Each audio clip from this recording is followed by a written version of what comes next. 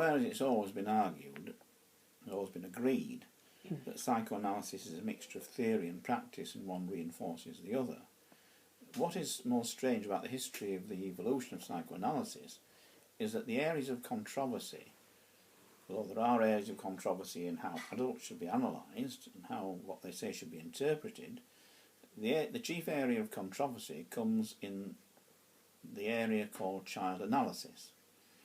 Most people that even have heard of psychoanalysis probably don't realise that children have been and are analysed. And I'm not talking about 7, 8, 10-year-olds.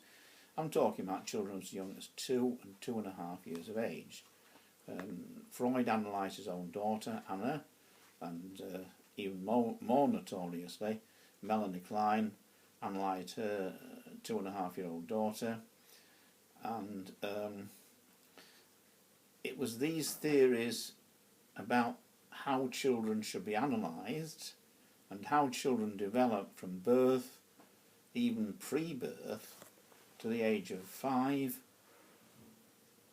that were the axes through which child development, as part of the theory of psychoanalysis, became at its most controversial.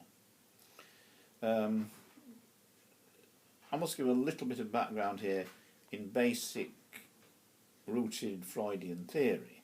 Freud believed that children go through 3 basic stages: the oral sucking phase, the anal expulsion phase and the genital sexual phase, somewhere between the ages of birth and 5, but really nothing much happened under the age of 2.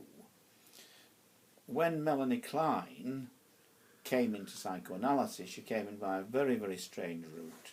She was a nursery school teacher in Austria. She married, I think, a Norwegian businessman, and by chance she happened to read a book of Freud's and asked to be analysed by first Carl Abraham, who was one of the inner circle of 9 of Freud's original psychoanalytic circle, and I think he died very quickly and prematurely, and then she moved to the Hungarian analyst Sándor Ferenczi.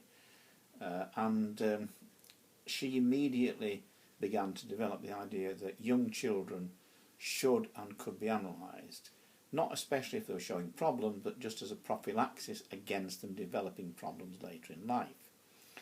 And her theories seriously differed from Freud's.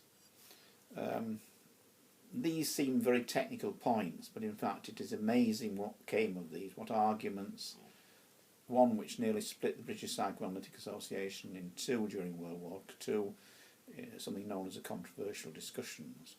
One was at what age does a child develop the Oedipus complex, and Klein believed this was about the age of 14 months, and the official Freudian view was it came at the age of 3 or later.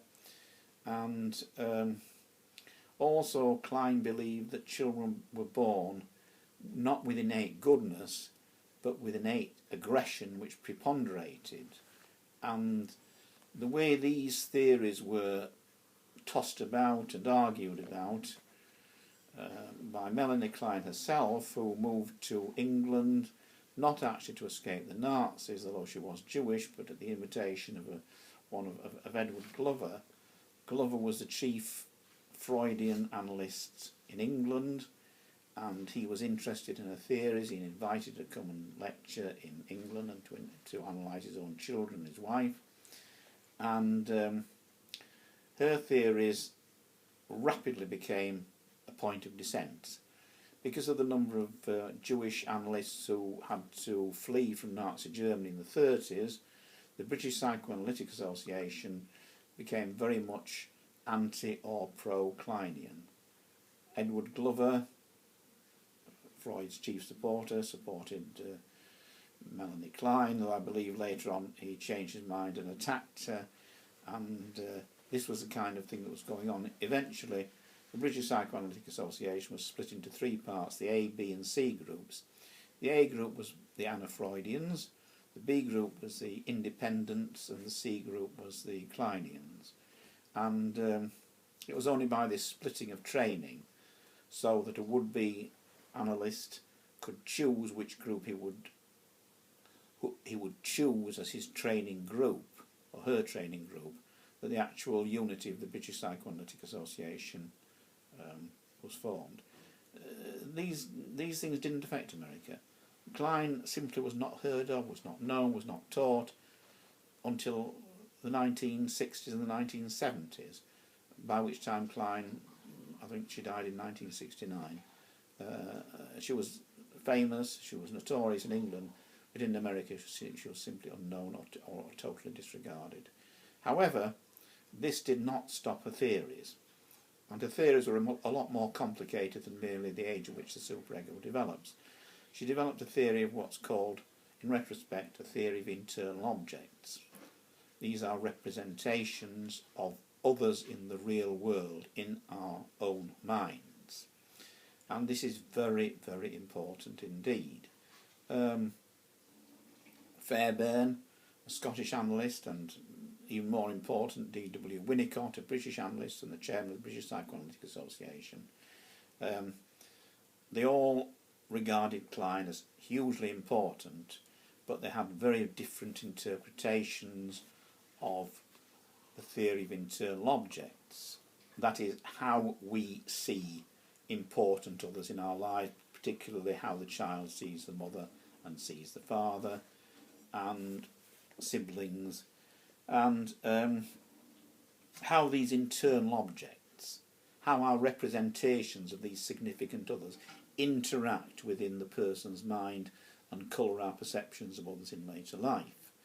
Winnicott had a great admiration for Klein, but a very differing background and a very differing interpretation. Winnicott was a medical doctor who strangely failed his exams, but then, as was a possibility in the 1920s, he took a lesser qualification as a doctor in children's medicine and became a consultant at Paddington Green Hospital in London, where he treated, I think, in all 10,000 children. And he also believed that children were, in his own terms, ruthless. That is, ruthless in their demand for survival, that he treated this as a kind of survival instinct, not as innate aggression, as Klein did. Klein believed that all babies are to some degree psychotic. This is not a view that orthodox Freudians have ever held or ever agreed with. Freud himself, towards the end of his life, developed the theory of the mortido, and more commonly known as the death instinct. The life instinct was his original view, which was not exactly entirely a sexual instinct, although sexuality is part of the life instinct. But the theory of the death instinct was rejected by many of Freud's own most close followers. But Melanie Klein absolutely accepted the death instinct, and she believed that children are born with a huge amount of aggression, psychotic aggression, which hopefully they grow out of or are somehow educated out of. Though this is a very dangerous term to use with Klein. This was the main falling out point with Anna Freud, because Anna Freud believed that the analysis of young children should only be done didactically and should not be done therapeutically. Klein invented play therapy with children. She assembled toys, plasticine, toy trains, and she used these to play with children, and she used these toys and the way children played with them as a way of interpreting their unconscious anxieties. She wrote 4 main books. She wrote one particularly about the analysis of one child called Richard, and she interpreted trains going into tunnels as a parental intercourse, and these interpretations were hugely divisive in psychoanalytical circles. They were entirely dismissed originally, but as time has gone on, more and more analysts have accepted not every word of Klein, but in general they have accepted Klein's theory of internal objects, particularly the American analyst James Grotstein, who I had the honour of corresponding with for a number of years, and the Scottish analyst Fairbairn, and even now orthodox Freudians do believe we have an internal object world. This has brought psychoanalysis not away from the dialogue between the analysand and the analyst, but it has brought, let's say, the circle, the immediate parental family circle, more into the focus of analysis, but not, well, this is again a point of great diversion, whether we're talking about the real world of real people or the fantasy world. Fantasy spelt with PH, not FA, is a central pillar of Freudian of Kleinian theory. Klein believed that we all have a kind of unconscious flowing river beneath our minds, and that our perception of external reality is constantly fluctuating as we are in different phases of this unconscious river. She talked about what's called positions. One is the paranoid schizoid position, which is narcissistic and entirely self-centred, and the other is the depressive position, which has nothing to do with depression, but is the child's ability on maturation to show reparation, to show guilt, to show concern, and the subjects of these concerns are extremely strange to the outside world. There was once a programme on television a few years ago in which some psychoanalysts were talking, and one was a Kleinian, and the moderator said, "This must sound completely crazy," because when Klein works in a very, very strange way. When Klein was analysing Claire Winnicott, Winnicott's second wife, Claire Winnicott had tragically lost her mother when she was 14, and Melanie Klein said, "Don't talk to me about this rubbish, this was long ago, I don't want to hear about this." Because Klein believes absolutely in the here and now, and the transference in the actual living moment. And Kleinians can make very, very strange interpretations. With some patients it seems to work. It seems that some patients are suited to Kleinians, some patients are not suited to Kleinians, and I myself would not want to be analysed by a Kleinian. I would certainly want to be analysed by someone of the middle group. I did once, fortunately, I was given a free 2-hour session in Harley Street by a middle group analyst, a lovely man, Ray Shepherd, who edited the letters of Winnicott, and he gave me a 2-hour session. He said, "I won't charge you for it, I won't even tell you what I would charge. As a Yorkshireman, you'll be so absolutely outraged at what I am able to charge." He was a very nice man. He actually looked like me, he had the same books as me, and he even had the same bookcase as me, and we got on like a house on fire. That was my only actual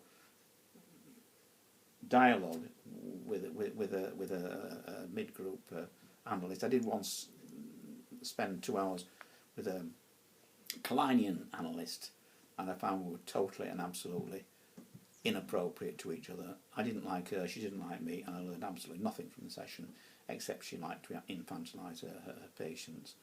But that is another story.